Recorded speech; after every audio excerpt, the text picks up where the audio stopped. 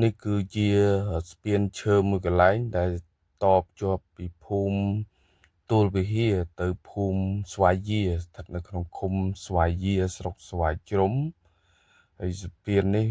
មើលទៅមានសភាពចាស់ទ្រុឌទ្រោមបងប្អូនហើយខ្ញុំទៅថ្ងៃមិញហ្នឹងគឺទៅដើម្បីសុំពលរដ្ឋសម្ភាសធ្វើព័ត៌មានពាក់ព័ន្ធនឹងស្ពានខូចនេះប៉ុន្តែទៅដល់ហ្នឹងគឺអត់មានបានសម្ភាសពលរដ្ឋទេដោយសារពលរដ្ឋគាត់ទៅធ្វើការអស់ហើយ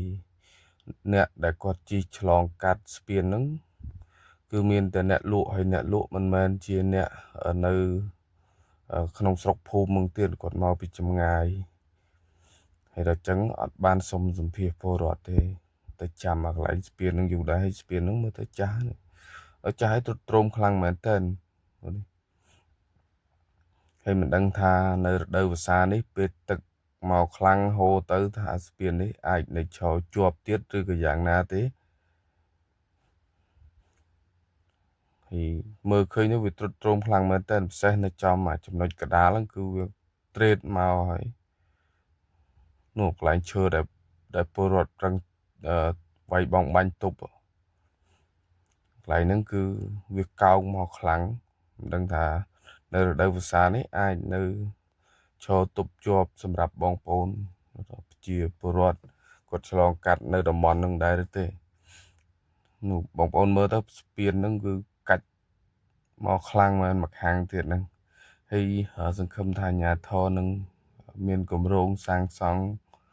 ស្ពានឈើមួយនេះសម្រាប់ទុកឲ្យពលរដ្ឋគាត់ឆ្លងកាត់សូមបញ្ជាក់ទីតាំងម្ដងទៀតគឺស្ពាននេះ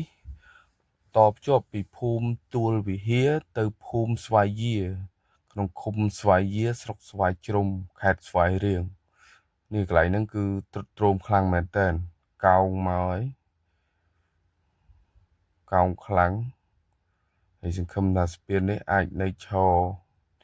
ជាប់នៅរដូវវស្សានេះព្រោះឲ្យកោងខ្លាំងស្ពាននេះសិតដើមឈើបងប្អូនជាពលរដ្ឋយើងកាប់គាត់យកមកដាក់វាយធ្វើជាស្ពានហើយផ្លូវនេះគឺផ្លូវទៅខាងទួលវិហារហើយភូមិទួលវិហារហើយនេះរូបភាពដែលខ្ញុំថតពីចំហៀងទៅបងប្អូនមើលទស្សនវិជ្ជាពីស្ពាននេះទៅតែខ្ញុំចង់ទៅសម្ភាសពលរដ្ឋនៅ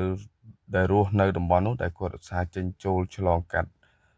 ឬក៏ប្រើប្រាស់ស្ពាននេះតើគាត់មានការលំបាកយ៉ាងម៉េចខ្លះអីចឹងណាតែទៅអត់បានជួបស្ដាយបងប្អូនអើយ